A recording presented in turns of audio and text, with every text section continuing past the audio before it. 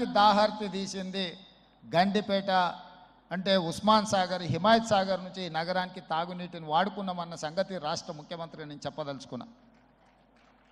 ఈ ప్రజలకు కోట్లాది మంది దాహార్తిని తీర్చే ఈ యొక్క చెరువులను శ్రీమంతులుగా గొప్ప వ్యక్తులుగా ఉన్న వాళ్ళు వాటి పక్కనే ఫామ్ హౌజ్ల పేరు మీద నిర్మించుకొని వాళ్ళ డ్రైనేజ్ కాలువలు తీసుకెళ్ళి గండిపేటలో కలిపినారు. నేను ఇక్కడ వేదిక మీద ఉన్న పెద్దలతో పాటు ఇక్కడ వచ్చిన భక్తులను నేను ఒకటే మాట అడగదలుచుకున్నా.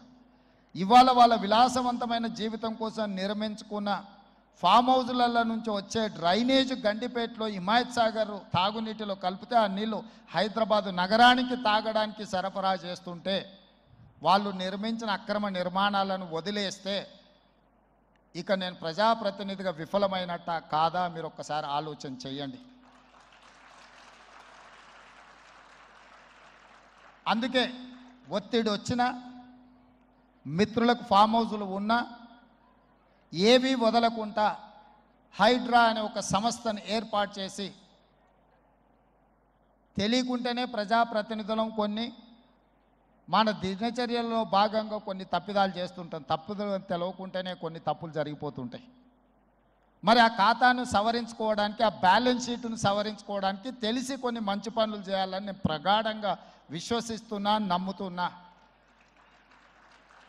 ఆ తెలిసి చెయ్యాలనుకుంటున్న మంచి పనులో భాగము ఈ చెరువులను చెరబట్టిన వాళ్ళ నుంచి విముక్తి కలిగించాలన్న ఏకైక లక్ష్యంతోనే ఈరోజు చెరువులను ఆక్రమించుకున్న వాళ్ళను ఎవరిని వదలకుండా ఉక్కు పాదంతో అణిచివేయాలన్న ఆలోచన, అందులో నిర్మాణాలను ఏ ఒత్తిడి వచ్చినా వెనక్కి తక్కకుండా తొలగించాలన్న ఆలోచనతోనే ఈరోజు ఈ చెరువులలో ఉన్న అక్రమ కట్టడాలను కూలగొడుతున్నాము.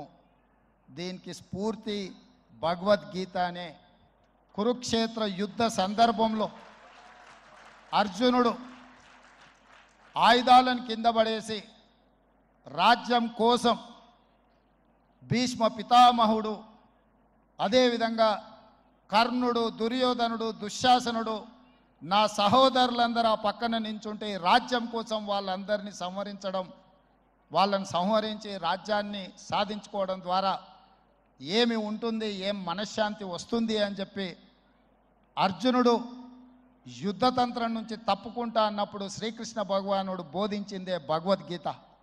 చంపేదెవరు, చంపించేదెవరు, లోక కళ్యాణం కోసం నీ బాధ్యతను నెరవేర్చాల్సిందే. ధర్మం బ్రతకాలి, అధర్మం ఓడాలి అంటే నువ్వు యుద్ధం చెయ్యాల్సిందే అనే యుద్ధనీతిని ఆ రోజు అర్జునుడికి బోధించింది శ్రీకృష్ణ భగవానుడు. ఇవాళ ఆ శ్రీకృష్ణ భగవానుడి బోధనానుసారమే ఈరోజు ఈ చెరువులను కాపాడే కార్యక్రమాన్ని నేను తీసుకుంటున్నా. నాకు తెలుసు ఈ చెరువులలో నిర్మాణమైన విలాసవంతమైన ఫామ్ హౌజులు ప్రభుత్వాన్ని ప్రభావితం చేయగలిగిన స్థానాలలో ఉన్న చాలామంది వ్యక్తులు ఉన్నారు. ప్రత్యక్షంగా ప్రభుత్వంలో భాగస్వాములు అయి ఉండొచ్చు, లేకపోతే సమాజం మీద బాగా ప్రభావితం చేయగలిగిన వ్యక్తులు ఉండొచ్చు. కానీ వాటన్నిటినీ నేను పట్టించుకోదలుచుకోలే. ఇది భవిష్యత్ తరాలకు, ఇది రాజకీయాలకు సంబంధం లేదు. నేను స్పష్టంగా చెప్పదలుచుకున్నా. రాజకీయాల కోసమో లేకపోతే రాజకీయ నాయకులను కొంతమందిని దృష్టిలో పెట్టుకొని చేపడుతున్న కార్యక్రమం కాదు ఇది. భవిష్యత్ తరాలకు, మన పిల్లలకు, వాళ్ళ పిల్లలకు వారసత్వంగా మనం అందించే సంపద ఈ సరస్సులు, ఈ నదులు, లేకపోతే ఈ రోజున్న ఈ చెరువులు. ఈ ప్రకృతి సంపదను మనం విధ్వంసం చేస్తే ప్రకృతి మన మీద కక్ష కడుతుంది. ప్రకృతి మన మీద ప్రకోపిస్తే మనం చెన్నైలో చూసినాం, అదేవిధంగా ఉత్తరాఖండ్లో చూసినాం, నిన్నగాక మొన్న వాయనాడు మనం కేరళలో చూసినాం. ఈరోజు ఇలాంటివన్నిటిని దృష్టిలో పెట్టుకున్నప్పుడు ఈ హైదరాబాదు నగరాన్ని రక్షించుకోవాల్సిన బాధ్యత మన అందరి మీద ఉన్నది. ఇది ఒక సుందరమైన నగరం. ఈ నగరానికి ఈ చెరువులే ఒక అందం. ఈ చెరువులను కాపాడే బాధ్యత ఈ ప్రభుత్వం తీసుకుంటుంది. ఎవరు ఏమనుకున్నా, ఎవరు ఏ ఒత్తిడి తెచ్చినా వాటన్నిటిని పక్కన పెట్టి చెరువులను ఆక్రమించుకున్న వాళ్ళ భరతం పడుతుంది ఈ ప్రభుత్వం అని చెప్పి నేను ఈ సందర్భంగా తెలియదలుచుకున్నా. ఆనాడు కురుక్షేత్రంలో ధర్మం వైపు శ్రీకృష్ణుడు, అర్జునుడు నిలబడ్డందుకే ఈరోజు ఆ ధర్మం అనేది కాపాడింది. వాళ్ళు ధర్మాన్ని కాపాడితే ధర్మం మనల్ని కాపాడింది. ఈరోజు మనం చేస్తున్న పని కూడా అలాంటిదే. మీ అందరి సహకారం ఉండాలి. అదేవిధంగా నిర్వాహకులకు ఈరోజు విద్యకు సంబంధించి లక్షలాది మంది నిరుపేద విద్యార్థులు, ఎస్సీ, ఎస్టీ, బీసీ, మైనారిటీ, ఆర్థికంగా వెనుకబడిన వాళ్ళు ప్రభుత్వ పాఠశాలల్లో చదువుకుంటున్నారు.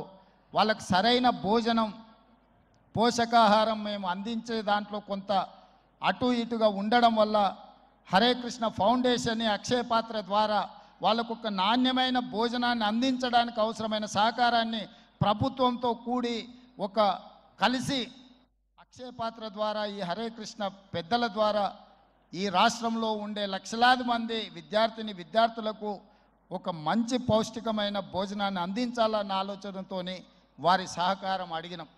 విద్య, వైద్యము మా ప్రభుత్వం యొక్క ప్రాధాన్యత. ఇవాళ గ్రామీణ ప్రాంతాల నుంచి వైద్యం కోసం హైదరాబాదులో ఉస్మానియా, గాంధీ, నిజాం, అదేవిధంగా క్యాన్సర్ హాస్పిటల్స్కి సుదూర ప్రాంతాల నుంచి పేదవాళ్ళు వస్తున్నారు. ఆపత్తిలో వచ్చిన తర్వాత ఆకలి ఎలా తీరాలనో వాళ్ళకి తెలీదు.